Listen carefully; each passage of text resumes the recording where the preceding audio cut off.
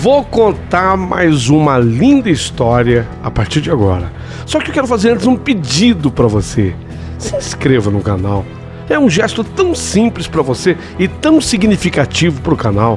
Entra no canal, se inscreva, curta, põe o teu joinha, acione o sininho. Para nós isso é muito importante. O canal ganha força e muito mais histórias a serem contadas. Por favor, se inscreva no canal. Agora, prepara o coração, porque a história de hoje é linda.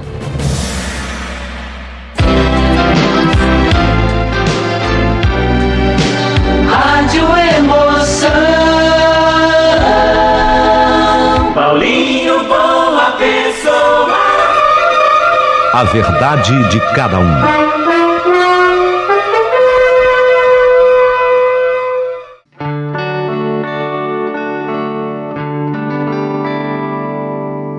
Sabe aquela história onde há muito amor, onde há muita polêmica e onde há também um questionamento muito importante de pessoas que têm medo de assumir um amor, se habituam com a vida medíocre, se habituam com uma vida sem felicidade, por medo, única e tão somente por medo de viver um grande amor.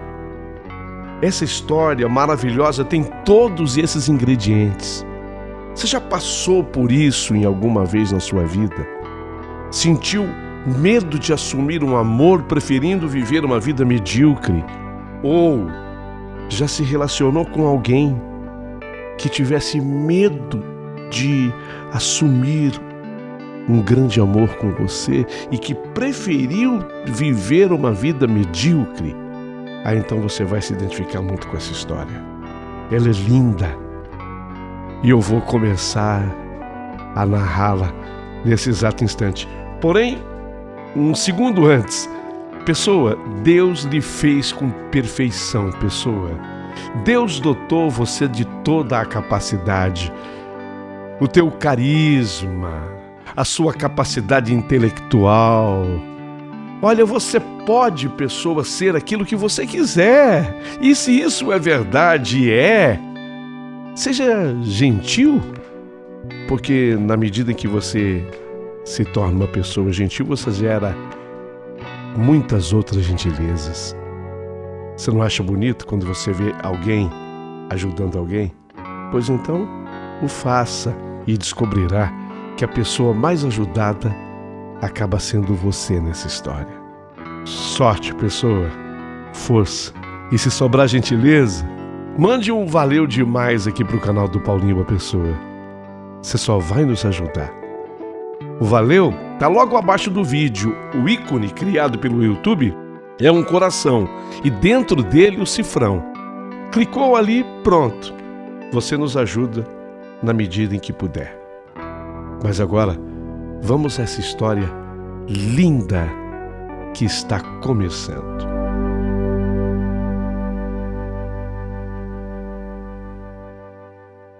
Olha, meu querido amigo Paulinho Boa Pessoa, eu estava casada havia 8 anos, mas o meu casamento, sabe, já estava desgastado. Na verdade, eu acho até que ele começou desgastado. Um dia, eu estava no banho e me lembrei de ter pensado: caramba, eu tenho 40 anos de idade e eu ainda não descobri a felicidade no amor. Não, eu nunca fui feliz dentro do meu casamento, me relacionando com essa pessoa que hoje já faz 8 anos é meu marido. Nunca fui feliz. Eu sabia que eu também, por essa razão, jamais havia me entregado para valer.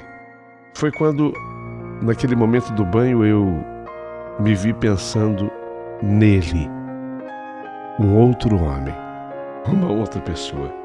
Ele lecionava num outro prédio, eu também professora. Ele professor, só que ele dava aula num outro prédio.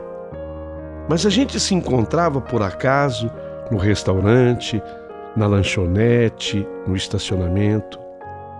Eu não sabia direito quem ele era. Eu só sabia que ele era de uma outra faculdade. Até que ele telefonou lá no meu departamento.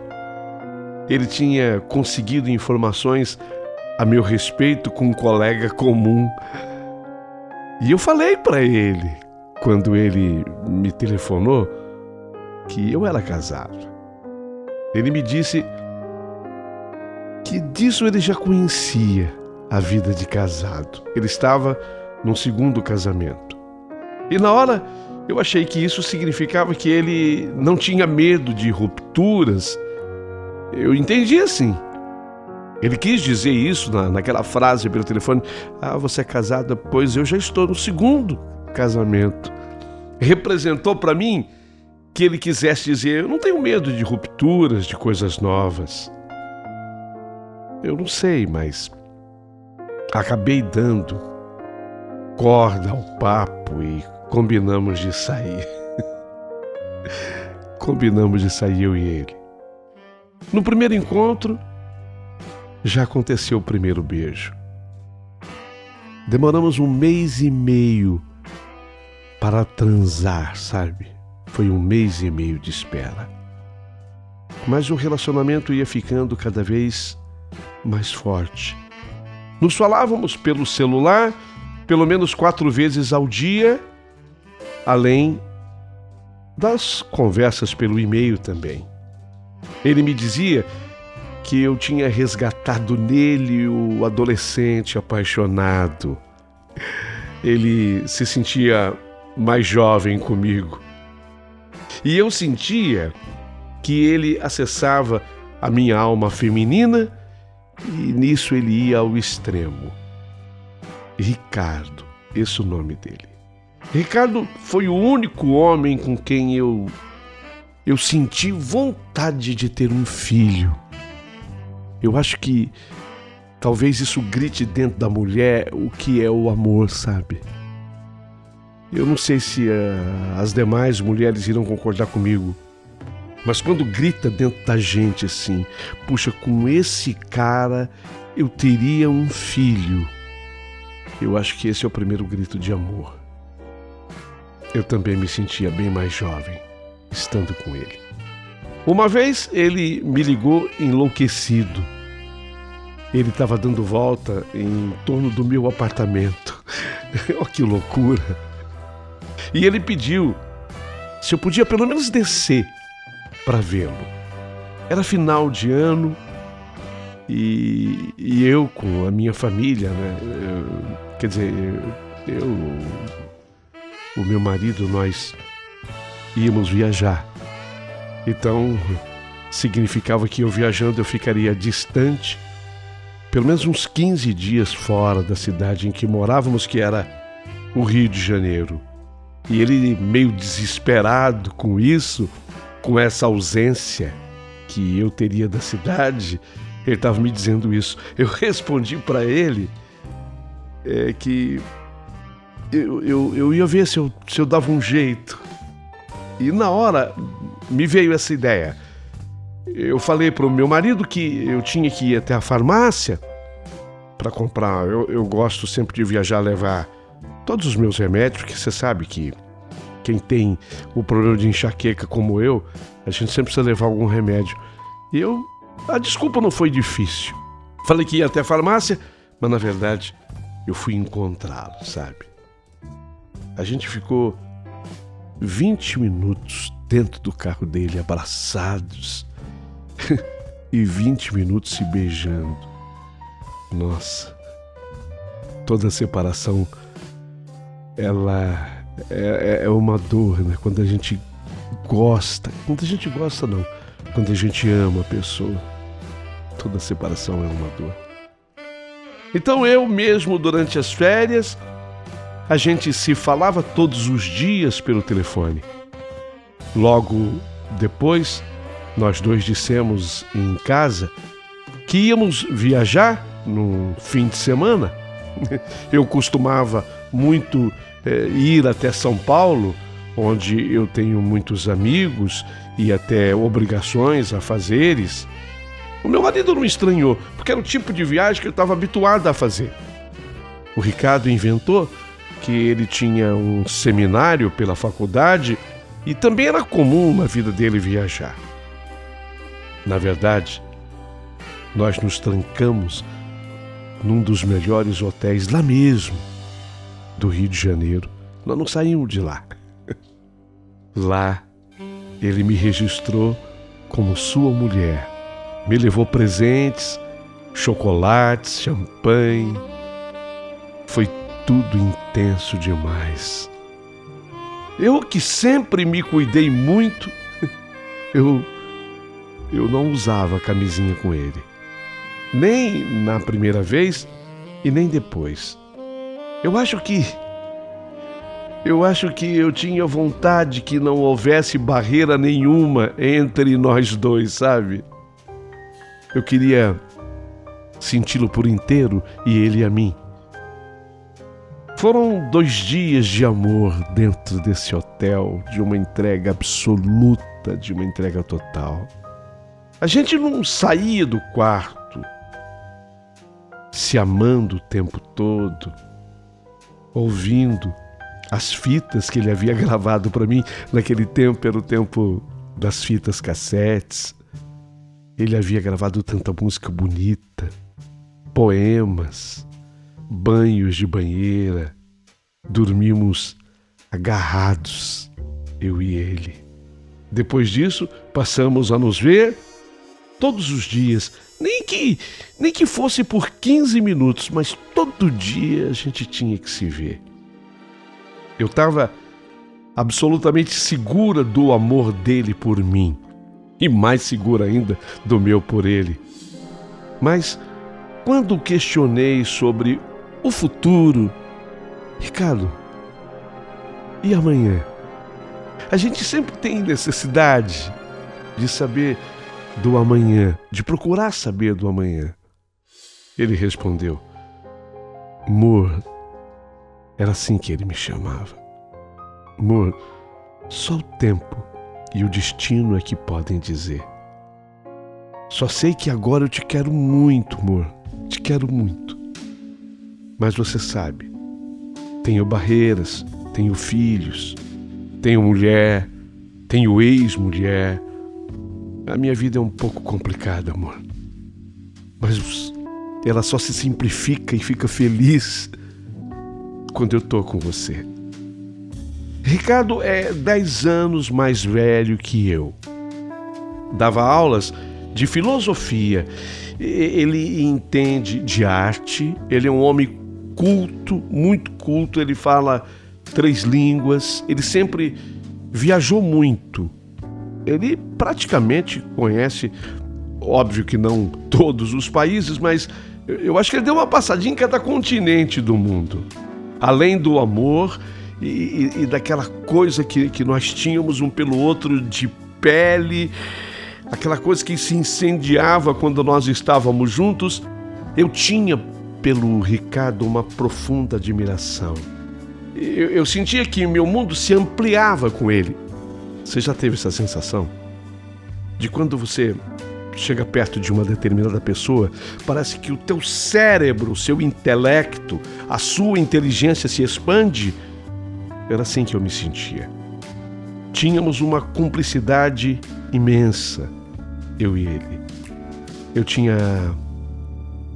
tinha medo de perder a sensação de segurança e o prazer que ele me dava, sabe? Eu tinha muito medo de perder isso. De perder até aquele momento em que eu me sentia mais inteligente estando ao lado dele.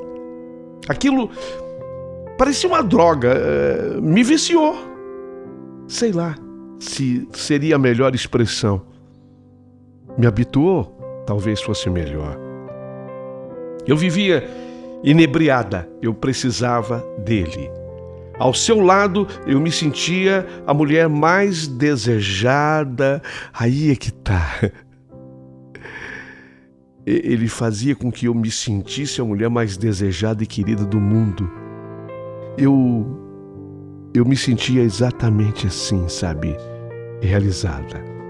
Eu por mim, eu nunca quis saber nada da mulher dele E nem ele perguntava absolutamente nada a respeito do meu marido, não. Eram pessoas proibidas até de serem abordadas nos nossos assuntos. Não que tivéssemos combinado isso, mas porque era natural, tanto da minha parte quanto da dele. Quando nós nos encontrávamos, éramos só nós dois. Tudo passava a ser o resto. Era como se existisse no mundo eu e ele só.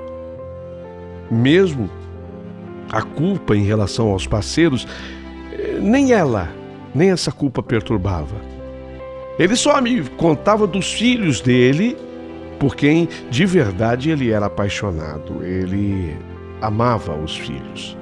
Quando já estávamos totalmente envolvidos, pintou uma viagem para ele, para a Europa, onde ele ia apresentar uns seminários lá na Europa.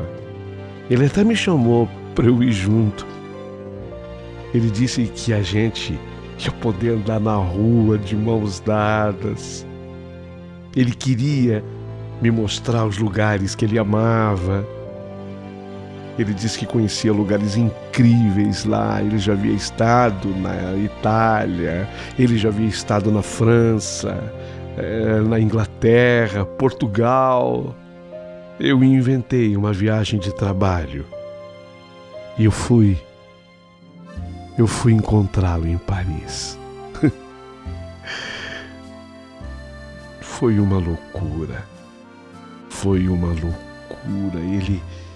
Ele me recebeu no aeroporto com um presente que ele me havia comprado. Ele tinha reservado um hotel delicioso lá. Não era o melhor hotel, quem éramos nós, professores universitários, mas ele tinha reservado um quarto muito aconchegante e gostoso. Um quarto que ele encheu de flores. Larará,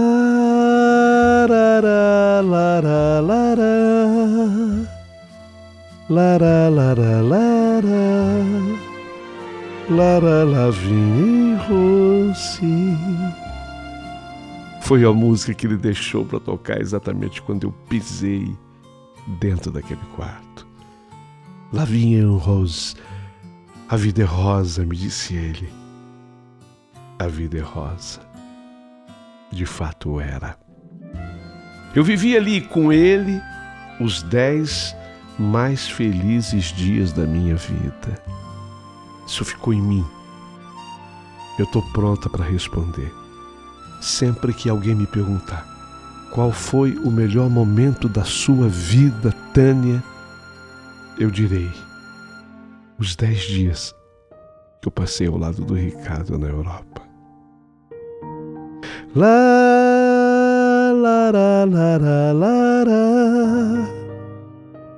Ele ria à toa. Parecíamos dois enlouquecidos de alegria. Conhecia os lugares que ele mais gostava. Amigos! Ele era tão bem relacionado que ele tinha amigos pela Europa. Ele fazia questão que eu entrasse dentro do mundo dele, que eu participasse do mundo dele. Eu nunca mais, inclusive, pretendo voltar aos lugares em que eu estive com ele. Eu acho que eu não suportaria.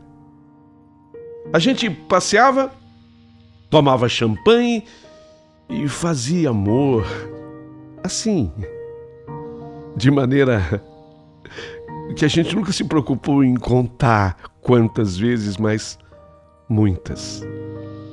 Até que nos sentíssemos saciados, por dias afora. Era quase insano. Tínhamos o costume de ligar para o Brasil, mas uma tarde ele foi telefonar e ele demorou 1 hora nessa tal de ligação. Eu fiquei intrigada. Ele deu a desculpa de que ele teve que falar com os 3 filhos. Foi por isso que ele havia demorado tanto. Eu senti que não era isso, não. Eu senti que algo havia acontecido, algo aconteceu ali. Mas nós estávamos na metade da viagem. Eu acho que ele não quis falar nada. Um dia antes da volta, ele teve um ato falho e ele ligou para o aeroporto e, ao invés de confirmar as passagens, ele disse que queria cancelar. Eu fiquei feliz, senti nele o desejo de ficar. Eu só interferi para a gente não perder o voo. Era o nosso último dia de viagem. Tínhamos combinado um jantar especial de despedida. Nesse dia, ele marcou um almoço com os amigos e ele começou a beber por volta de 11h30 da manhã. E ele só foi parar de beber a 1h da madrugada, esquecendo do jantar. Na nossa última noite em Paris, ele estava embriagado, bêbado mesmo, e eu arrasada. Eu sabia que alguma coisa estava errada, só que eu não sabia exatamente o que. Na manhã da nossa volta, ele acordou calado. Eu achei que fosse ressaca. Tivemos problemas no embarque, o voo atrasou. A partir daí, ele não falou mais comigo. Fiquei menstruada, precisava parar na farmácia. Ele disse: se vira, vai atrás. Toda a delicadeza eu vi transformada em indiferença. E ele foi até hostil, pelo menos na maneira de falar.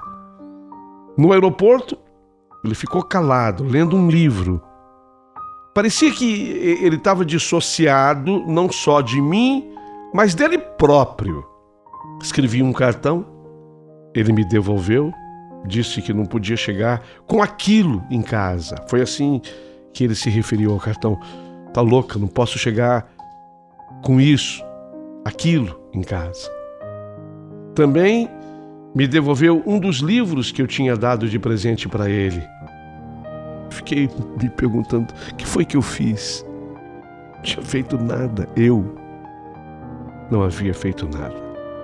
Durante o voo da Europa para o Brasil, ele fechou os olhos e foram 12 horas de silêncio absoluto. 12 horas. Eu comecei, devido à menstruação, a ter uma hemorragia absurda. A aeromoça veio me perguntar se eu precisava de ajuda, porque eu ia ao banheiro o tempo todo. Era como se eu estivesse abortando a nossa relação. Sabe? Foi o que representou para mim. Parecia que eu estava abortando a nossa relação. Ele se limitou a trocar de lugar para não ser mais incomodado, porque eu levantava toda hora e ele estava na poltrona do lado do corredor. Eu não dormi. Eu não dormi e nem consegui chorar. Eu fiquei sem reação. Na chegada ao Brasil, ele me disse, foi quando ele falou, ainda dentro do avião. Mas ele falou exatamente isso. Olha, vamos tomar cuidado, tá? Vamos descer separados, porque o meu filho vem me buscar e eu não gostaria que ele nos visse juntos, tá? Gozado, eu já sabia disso tudo, mas na hora que ele falou, doeu, sabe? Eu saí sozinha. Eu estava me sentindo tão perdida que eu pedi ajuda a um guarda do aeroporto para que eu conseguisse chegar até o táxi. O que o Ricardo fez foi um corte violento, drástico. Quando eu cheguei em casa, o meu marido queria me abraçar, eu recusei. Eu não tinha vontade de absolutamente nada, sabe? Era um feriado, não tinha um amigo na cidade. A minha irmã mais nova, que sabia de tudo, ela tinha viajado, era a pessoa com quem eu poderia me abrir, conversar a respeito daquilo tudo. Eu abri a mala e parecia que tudo dentro daquela mala tinha o cheiro do Ricardo. Tudo, absolutamente tudo. Assim que o feriado acabou, a minha irmã e os meus amigos chegaram e começaram a me ajudar. Meu marido também se aproximou, achava que eu estava doente, porque eu só chorava, eu não comia. A preocupação do meu marido aumentava o meu remorso, quer dizer, aquela preocupação do meu marido fazia com que eu me sentisse ainda pior, vocês estão me entendendo? Aumentava o meu remorso. Um mês depois, eu não suportei mais aquilo. Eu cheguei no meu marido e pedi a separação. Não, eu nunca tive a coragem de revelar para o meu marido os verdadeiros motivos da separação. Eu tive que procurar uma ajuda, uma psicanalista. Procurei. A minha irmã que me falou, todo mundo faz, você precisa fazer análise. Você vai precisar de uma ajuda, de uma profissional. Então eu procurei uma psicanalista, uma analista, e eu comecei a me tratar com ela. Aliás, eu gostei tanto do tratamento que eu estou até hoje ainda com essa profissional. Não suportando mais aquilo, um mês depois eu cheguei no meu marido e pedi a separação. Mas sabe, eu nunca revelei os motivos para ele. Eu tive que procurar uma ajuda profissional. Foi a minha irmã quem recomendou. Ela disse a mim, você vai precisar de uma analista, você vai precisar de uma ajuda profissional, sozinha você não vai conseguir sair dessa. Eu estava mal. A minha irmã tinha sentido que eu estava no fundo do poço. Eu estava muito mal. Eu havia me transformado num farrapo humano. Eu me sentia assim, sabe, um trapo. O Ricardo, ele não me procurou, não. Mas eu liguei para ele uns dias depois, no dia do aniversário dele. Aproveitei isso como desculpa. Não conseguimos nos separar completamente, mas nunca mais foi como era antes. Ele nunca mais me disse que me amava. Ele nunca mais ligou no meu celular, só lá no trabalho. Na primeira vez que nos vimos depois da viagem à Europa, o olho dele ficou marejado de lágrimas. Ele me deu um abraço. Ele disse que não aguentava mais ficar longe de mim. Em seguida, ele ficou frio e eu perguntei por que ele estava fazendo aquilo, por que ele tinha mudado tanto, por que ele estava agindo assim. E ele me falou, eu fui até a lua com você, sabe, Tânia? Eu fui até a lua com você e a verdade é que agora a gente não tem mais para onde ir. Você me entende? Mas ele me ligava todos os dias. Ele queria saber como tinha sido o meu dia, o fim de semana. Quando a gente transava, parecia que nada tinha acontecido, mas de repente ele se afastava de novo.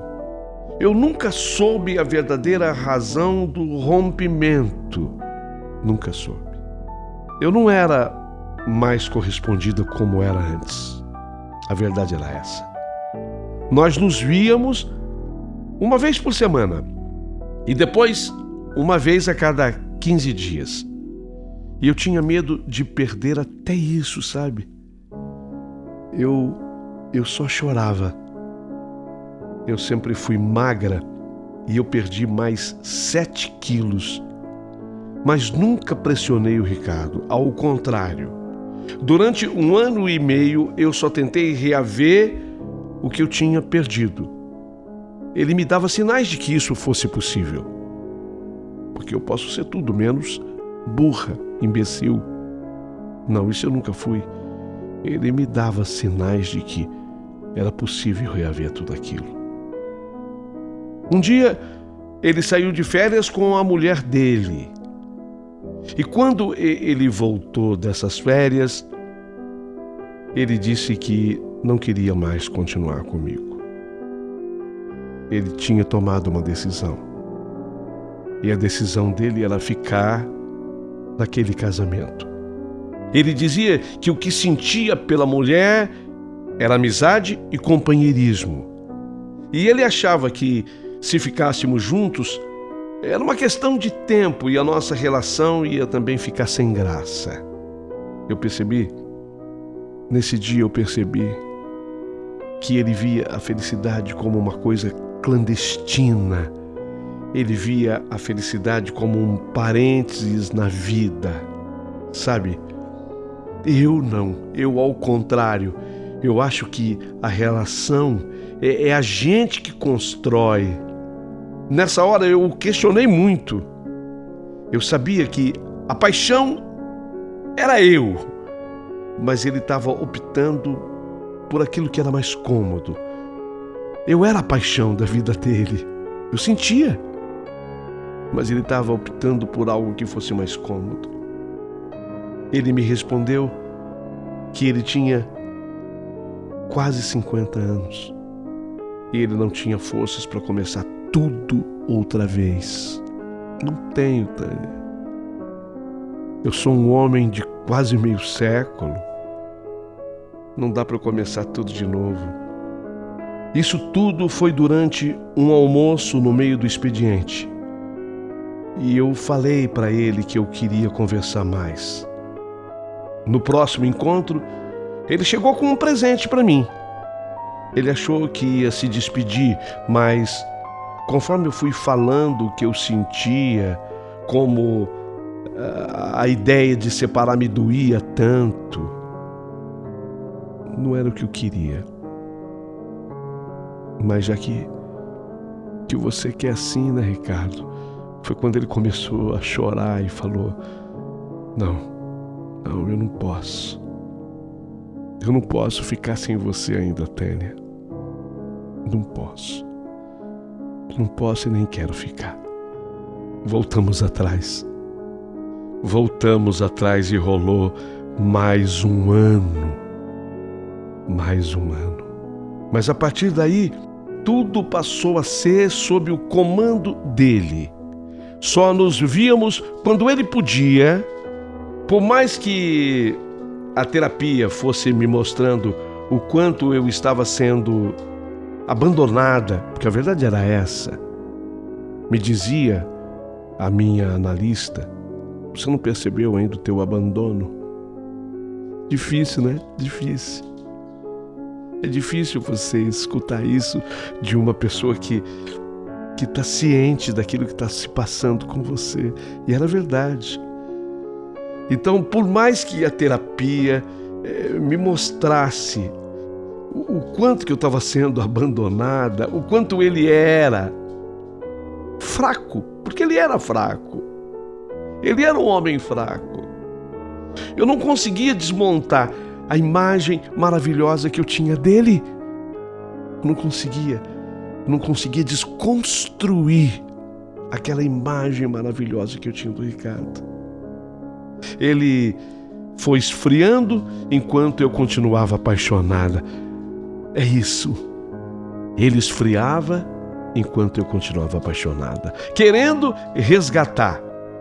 No fundo, eu não acreditava que ele quisesse se separar de mim, porque ele nunca foi firme assim. Ele nunca chegou, como a gente fala, com os dois pés no peito. Nunca ele me falou que ele queria parar de me ver, que ele não queria mais me ver nunca mais na vida, nunca.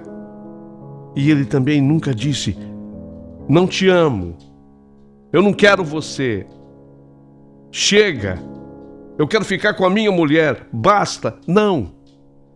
Ele nunca foi de maneira decidida, forte o bastante para falar assim comigo. E isso alimentava as minhas esperanças. Quem é mulher como eu e está ouvindo, sabe do que eu estou falando. Nós nos víamos pouco, mas quando nós estávamos juntos, tudo continuava intenso, muito forte. Eu acho que ele pensou que eu ia acabar rompendo. Eu acho que ele teve a seguinte ideia: vou deixar com ela. Já que eu não tenho força, já que eu sou fraco, eu vou deixar com ela. Ela vai acabar rompendo, mas eu também não consegui. Aceitava encontrá-lo agora uma vez por mês. uma vez por mês.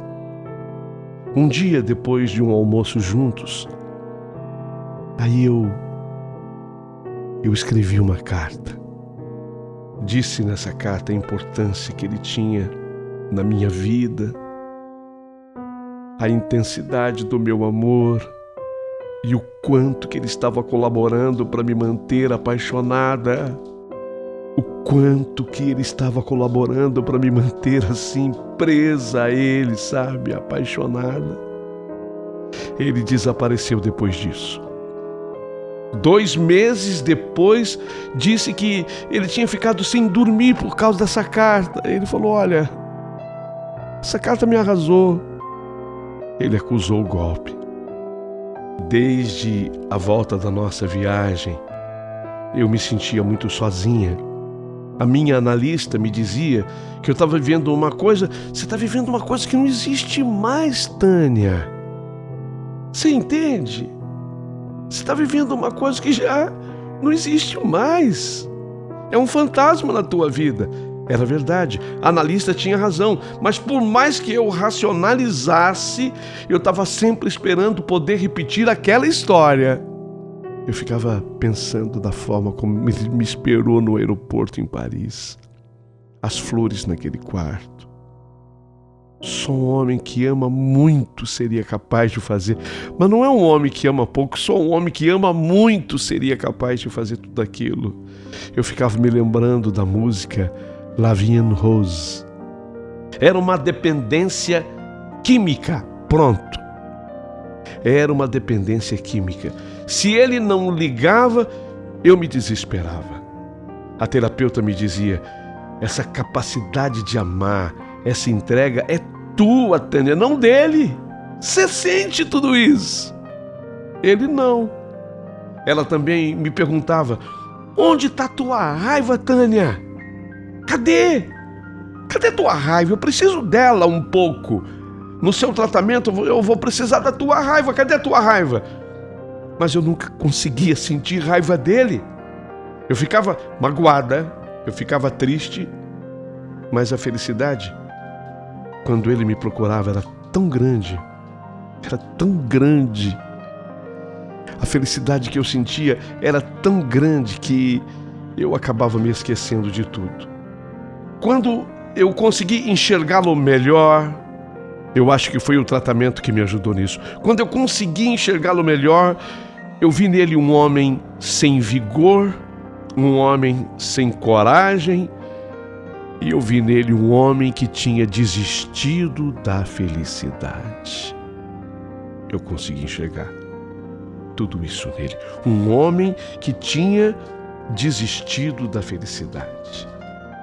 Só que naquele ano, eu havia tido tantas perdas de uma só vez. Vamos contar comigo. Eu tinha primeiro perdido o Ricardo, porque eu tinha perdido o Ricardo. Perdi a minha irmã mais velha. Ela estava muito doente. A minha irmã mais velha, ela já carregava um câncer que começou pelo intestino e ela acabou sucumbindo. Foi naquele ano. Eu tinha perdido o meu casamento e inesperadamente eu perdi um aluno muito jovem e querido da faculdade. Ele acabou morrendo num acidente, indo do Rio de Janeiro para o Espírito Santo. Ele acabou perdendo a vida. Então o balanço daquele ano era fatídico demais. Eu comecei a enumerar as minhas perdas.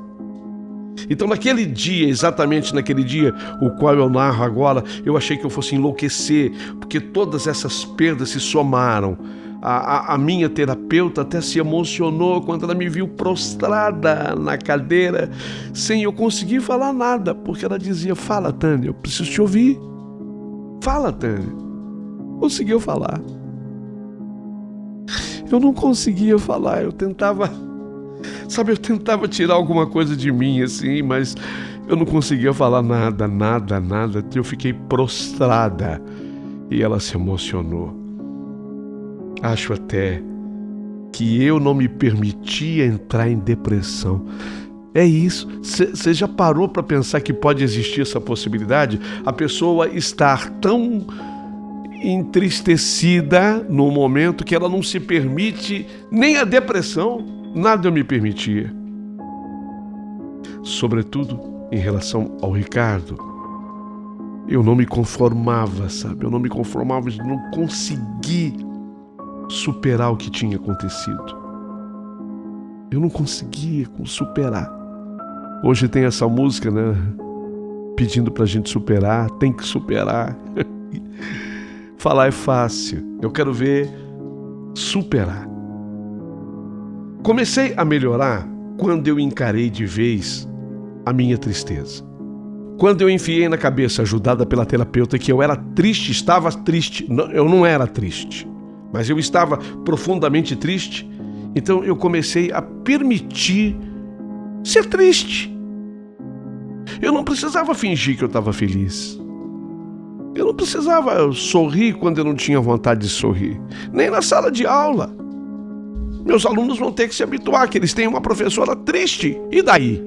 Basta que eu dê aula. Eu me permitia chorar muito. Na frente de quem quer que fosse. Às vezes eu estava dando aula e lágrima pingando. E os alunos sabiam me respeitar. Porque eu tinha vergonha de chorar. Eu tinha vergonha. Mas agora não mais. Às vezes acontecia de eu estar com giz na mão e eu passava assim no canto dos olhos, aí uma aluna ou outra, mas sempre com delicadeza. A professora ficou marcada de giz o rosto. Eu agradeci e limpava, mas agora eu me permitia chorar na frente das pessoas, porque a terapeuta havia me dito, eu precisava colocar aquilo para fora. A tristeza tem que sair de você, Tânia. Eu estava de luto. Sabe, era assim que eu estava, de luto, desde o dia que eu desci daquele avião, quando ele me falou assim, essa frase não sai da minha cabeça, quando ele falou assim para mim, disfarça, não podemos ficar juntos, meu filho não pode nos ver juntos. Meu filho não pode nos ver juntos.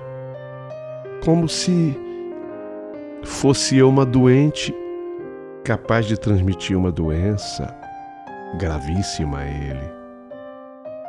Eu demorei muito para admitir isso. Demorei muito para admitir que eu sabia chorar. Mas estão vendo você chorar, que se dane. Demorei muito. Esse que se dane, ele não vinha para mim, sabe? Não vinha. Eu tinha uma escolha a fazer. Me entregar de vez àquilo ou lutar. E eu escolhi lutar. Além da terapia, eu tinha um tripé de apoio. A minha irmã mais nova, que sabia de toda a história, e um amigo que eu tinha em São Paulo. Esse amigo também havia dado aulas comigo lá na faculdade e mantivemos a nossa amizade. E esse amigo me recebeu 1000 vezes na sua casa em São Paulo, quando eu estava desabando. E também uma amiga que acabou advindo da amizade com esse amigo de São Paulo. Eles ficaram comigo mesmo quando eu me tornei, porque tem uma hora que você vira repetitiva. Então as pessoas, elas começam a evitar você. Quem já passou por uma paixão como a que eu passei, não sei se você já percebeu, mas você começa a ficar a gente chamava antigamente de disco furado. Disco furado era quando a agulha enroscava num determinado trecho de uma música que ficava repetindo: eu te amo, eu te amo, eu te amo, eu te amo, eu te amo, eu te amo. O disco não saía. Eu te amo, eu te amo. Então eu virei um disco desse furado. Me tornei repetitiva. Quando eu só chorava, eu não tinha outro assunto. Mas então, Ricardo. Eu não te conto o Ricardo. Mas viu, eu queria falar do Ricardo. Teve um período em que eu fiquei briguenta, porque a terapeuta começou a cobrar raiva de mim. Eu preciso da tua raiva, Tânia. Tânia, eu preciso da tua raiva. Aí eu fiquei briguenta. Isso pesou lá no meu trabalho. Eu não sei se eu entendi direito o que a terapeuta queria de mim, mas eu fiquei briguenta mesmo. Mas a minha briga não era com ninguém, era comigo mesma. Eu tinha vontade de gritar. Eu estava frustrada e triste. A dor não ia embora. Não ia. Eu passei a sair, fuga. Eu passei a viajar muito. Eu me obrigava, sabe, a estar com as pessoas. Eu não queria me trancar em casa sozinha e me deprimir de vez. Eu queria estar sempre com alguém por perto. Na hora do desespero, eu fiz um balanço das coisas que são boas para mim. Amigos, famílias, viagens, trabalho, vida cultural. Eu me apeguei a isso e ganhei força, um pouco de força. Eu passei a fugir de situações dolorosas. Eu deixei de ler os livros que o Ricardo me havia dado. Mudei caminhos que eu fazia para a universidade. Mudei de perfume. Tinha um perfume que ele gostava, que eu usava. Parei! Tinha um pouco ainda no vidro de perfume. Eu dei para a moça que trabalha em casa, que adorava. Falei, quando você quiser mais, você me avisa. Quando acabar, eu te compro outro. Parei de comprar um sabonete que o Ricardo gostava. E parei também de cozinhar as receitas que ele me havia ensinado. Ele era exímio como chefe. Não era chefe, mas ele sabia cozinhar muito bem. Mas eu nunca consegui jogar fora nada do que ele me deu. Nada. Nem e-mail eu conseguia pagar. Nenhum bilhete. Tudo estava guardado numa caixa. Tudo. Eu continuava vendo o Ricardo esporadicamente na faculdade. Nos falávamos, vez em quando, pelo telefone. Nunca achava e nunca achei que ele tivesse se afastado porque ele não gostava de mim. Não. Isso nunca entrou na minha cabeça. Eu vi a decisão dele, isso que me doía, essa conclusão que me doía. Eu vi a decisão dele como uma coisa amargurada de quem desiste do amor por medo de mudar a vida. Eu vou repetir essa frase, porque ela é muito significativa. E eu tenho certeza que tem muita gente que está ouvindo a minha história que vai se identificar com ela. Eu vi a decisão do Ricardo assim. Eu vi a decisão dele como uma coisa amargurada de quem desiste do amor por medo de mudar a vida. Eu não vi que ele não me amasse. Não era possível não me amar. Não.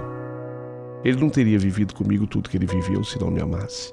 Ninguém vai enfiar na minha cabeça que ele não me amava. Quando fazia 4 meses que a gente estava totalmente separado, 4 meses, é como uma droga, sabe? A pessoa se abstém da droga por 4 meses. No dia do meu aniversário, eu estava num jantar na casa da minha irmã. A minha irmã me ofereceu um jantar, quando inesperadamente ele me ligou no celular. Ele ainda tinha aquele celular. Ele descobriu, sei lá como. Depois eu soube até que foi através de uma aluna que era comum tanto minha quanto dele. Ela pediu 1 milhão de segredos a ele, mas ele descobriu. E ele me ligou. Eu não podia, disse ele. Eu não podia deixar de te ligar hoje, que é o teu aniversário, Tânia. Quero desejar a você tudo de bom, felicidade, saúde, muita saúde, muita paz. Obrigada, Ricardo. Obrigada. E eu aguentando firme. Foi quando ele me fez aquele pedido. Por favor. Que é, Ricardo? Tânia, por favor. Passa essa noite comigo. passa essa noite comigo, por favor. Eu queria tanto ter falado não. Eu comecei a pensar em tudo que a terapeuta tinha me ensinado, sabe? Eu lembrava e via a cara da minha terapeuta dizendo: Tânia, eu preciso da tua raiva, Tânia, eu preciso da tua raiva, Tânia, eu preciso da tua raiva, eu quero a tua raiva. Eu quero você brigando, Tânia. Eu queria buscar aquela raiva, mas eu não consegui recusar. Só que eu estava na casa da minha irmã. Eu não estava sozinha. Havia a minha irmã, pessoas amigas participando do jantar. No dia seguinte eu tinha uma viagem marcada, então eu não consegui recusar. Eu falei assim para ele: tudo bem.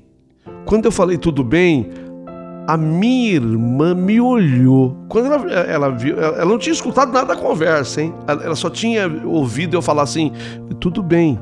Quando eu falei tudo bem, ela me olhou. Foi um olhar de reprovação. E a minha irmã naquela hora me olhou com os olhos da minha terapeuta e deu um clique dentro de mim, no meu cérebro. Eu falei: tudo bem assim, Ricardo, eu tenho muita coisa para fazer. Eu tô aqui com pessoas amadas, queridas. Eu não posso sair amanhã cedo, eu vou viajar. Se você quiser, passa aqui, pode passar aqui. Pode passar aqui. Não, eu não vou sair. Pode passar. Ele foi lá na casa da minha irmã e manteve consigo a esperança de que no final eu iria acompanhá-lo. Mas a minha irmã me olhava e o olhar da minha irmã me deu força. E ela era mais nova que eu. Você vê que essa coisa de idade não tem nada a ver.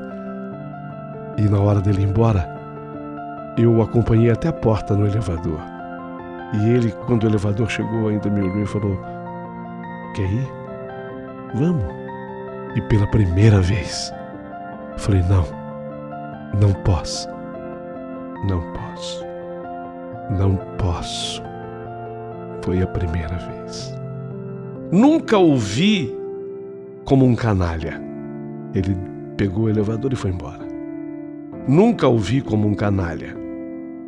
Apenas me conformei em diminuir a minha intensidade. Era o jeito que a terapeuta me ensinou para eu desapaixonar. Expressão dela: você vai diminuir a tua intensidade para você se desapaixonar. Parei de falar dele na terapia. Ela entendeu que fosse um grande sinal, a terapeuta. Comecei a falar de mim. Eu já senti medo de nunca mais amar ninguém do jeito que eu amei o Ricardo. Eu tenho que cuidar disso. Depois do Ricardo, eu tive algumas histórias, mas assim, nada que merecesse grande destaque. Eu ainda não consegui me apaixonar de novo. Foram 2 anos para eu me desligar e superar. Se ele tivesse sido mais claro e rompido de vez, talvez não tivesse demorado tanto, sabe? Mas ele não tinha coragem e nem eu. Ficávamos no meio do caminho, os dois. No auge da minha crise, uma amiga me levou para eu ouvir uma palestra. Era um mestre falando sobre o amor. Eu nunca gostei desse negócio de palestra, não, mas ela me convenceu porque eu estava no auge da minha crise. Eu falei: tá, então vamos. E aí esse mestre nessa palestra, ele relacionou o amor com todas as coisas da vida. Ele dizia que era preciso desfocar o sentimento para o amor se espalhar. Não, o amor não pode ficar centrado numa única coisa. Lembrei que eu não tinha disponibilidade para nada que não fosse o Ricardo. Falou: ninguém pode viver assim. Ninguém. Porque quando você focar numa coisa só, a tua vida está completamente errada. Se você estiver fazendo isso, você vai mudar isso hoje. Você vai mudar isso agora. Quando eu estava apaixonada, eu confesso, eu fiquei alheia a tudo, até a mim mesma. A vida ia passando ao lado, a morte também. A vida passava ao lado, a morte também. E eu não via nada direito. Eu comecei a pensar no amor que eu recebi dele, Ricardo. E agora depois de ter ido nessa palestra, eu comecei a pensar no amor que eu tinha recebido de tanta gente em volta da minha pessoa, quando eu precisei, mas eu não tinha valorizado nenhum amor desse.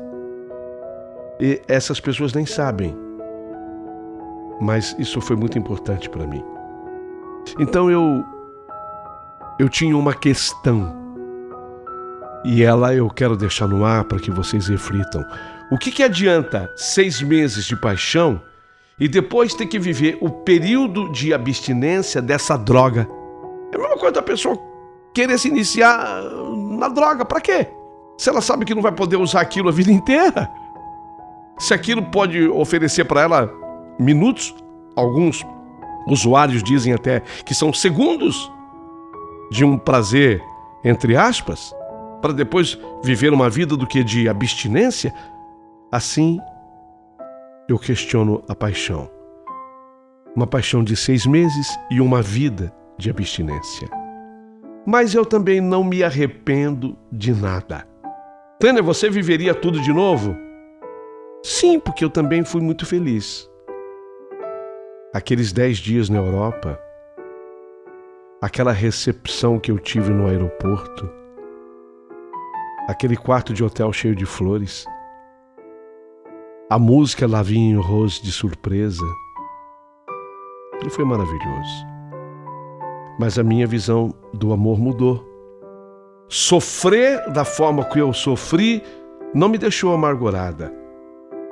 Ô Tânia, dá para você dizer que você está zerada, em paz? Dá. Dá para você dizer que você tem orgulho de você? Dá. Dá porque eu não deixei que a morte de um amor matasse a minha vida e nem a minha esperança na felicidade. Eu vou repetir. Eu não deixei a morte de um amor matar a minha vida e nem a esperança que eu tenho de ser feliz. E é isso que não pode morrer. Embora eu tenha deixado para esse último momento da minha carta essa notícia. O Ricardo acabou sendo vítima de um infarto agudo do miocárdio. Ele morreu dentro do carro dele no estacionamento da universidade. Ele terminou uma aula, normal como todas as aulas. No momento em que ele entrou no carro, no estacionamento, ele sofreu um ataque fulminante do coração. Não houve o que ser feito. Sequer socorro. Apenas o corpo dele depois foi conduzido para ser preparado para o velório. Quando eu fiquei sabendo, obviamente que eu chorei muito, óbvio. Chorei muito. E liguei para minha terapeuta e perguntei para ela: o que você acha? Vou ao velório ou não? E ela não pediu para pensar. E é isso que eu queria deixar claro para vocês, porque de repente eu posso ajudar muita gente que, sei lá, um dia pode passar por algo parecido. Ela não pediu para pensar, ela falou assim: você tem que ir, tem que ir. Você tem que ir. E ela não precisou me explicar mais absolutamente nada, porque eu iria entender tudo depois que eu estivesse lá. Quando cheguei, muita gente no velório. Ele era um professor muito querido, alunos, ex-alunos já formados, doutores, né? Porque professor forma doutores, gente importante lá no velório. Eu via 2 mulheres a ex-mulher dele, com os filhos chorando de um lado, a mulher dele, a que ficou viúva. Quer dizer, as duas ficaram viúvas, de certa forma, mas a ex, de um lado com os filhos, e a mulher dele, a última, chamamos assim, chorando com os filhos de um outro lado. E eu fiquei no meio. Eu olhei para a esquerda para observar uma, olhei para a direita para ver a outra e vi que as duas estavam desesperadas. E nem era para menos diante de tudo que tinha acontecido. Os filhos, idem. E naquele instante foi que eu entendi que o meu desespero não era igual ao dele, não era igual ao dos filhos e nem igual ao das mulheres. Então eu entendi que eu fui um apêndice na vida do Ricardo. Ali eu reconheci que eu era um apêndice na vida do Ricardo, entende? Para me olhar com os olhos de amor, eu me via, eu era um oásis na vida dele. Eu não estava desesperada, porque quando eu me aproximei dele assim no caixão, como colega, eu estava ali como uma colega, professora que dava aula na mesma universidade, mas em faculdades diferentes, vocês estão me entendendo. Quando eu me aproximei dele no caixão, eu olhei para ele e pensei assim comigo: Ricardo, com você eu tenho a consciência tranquila, porque tudo que eu vivi com você foi com o único objetivo de te fazer feliz. Eu não conseguia chorar. Foi bom para mim porque eu era vista como uma colega. E eu não ter chorado reforçava a imagem que eu tinha para aquelas pessoas. E eu não chorava porque eu não tinha nenhum remorso. Dá para entender? Não tinha. Em relação a ele, nenhum remorso. Porque eu olhava para ele e falei assim: tudo que eu fiz, eu te amei muito, mas tudo que eu fiz foi para te fazer feliz. E você, tudo que fez por mim foi para ser feliz e também para me proporcionar alguma felicidade, mas você não foi corajoso o bastante para fazer uma escolha. Você não foi corajoso. Eu fui. Eu me separei. Você não. Você não teve coragem. E se morre de uma maneira inesperada, porque ele não era um homem velho quando ele morreu, pelo amor de Deus. Um homem com um pouco mais de 50 anos, é jovem ainda. Quer dizer, tem gente que chama de muito novo ainda para morrer. Tem muito pela frente. E eu entendi que talvez uma das coisas que fez com que o coração dele explodisse dentro daquele carro, porque foi o que houve, tivesse sido tudo aquilo que ele sufocou, ele guardou, por medo de ser feliz. A última frase que eu falei, eu vou repeti-la: não deixe a morte de um amor matar a sua vida e nem matar a sua esperança na felicidade. É uma frase muito forte. Assim como eu considero uma frase muito forte essa que eu vou dizer agora. Ricardo, eu vi a sua decisão como uma coisa amargurada de quem desiste do amor por medo de mudar a vida. E quando a pessoa fica amargurada e com medo do amor, por medo de mudar a vida, ela sobrecarrega o coração. E talvez por isso você tenha partido tão cedo. Foi assim que nasceu e terminou uma história de amor. Uma linda história de amor.